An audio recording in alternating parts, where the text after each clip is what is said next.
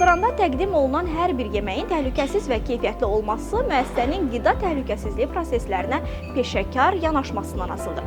Əgər müəssisə HACCP sistemi tətbiq edirsə, yeməyiniz masanıza gələnədək xam malın qəbulunun hazırlanmasına, saxlanılmadan servisə qədər bütün mərhələləri nəzarətdə saxlayır. Bu sistem mümkün riskləri əvvəlcədən müəyyən edir, onların qarşısını alır və nəticədə yeməyiniz yalnız dadlı deyil, həm də təhlükəsiz olur. HACCP-ın məqsədi problemi həll etmək yox, onun yaranmasına imkan verməməkdir. Belə müəssisələrdə əmin ola bilərsiniz ki, xam malın mənşəyi və keyfiyyəti yoxlanılıb, bişirmə və saxlanma temperaturu normaldır.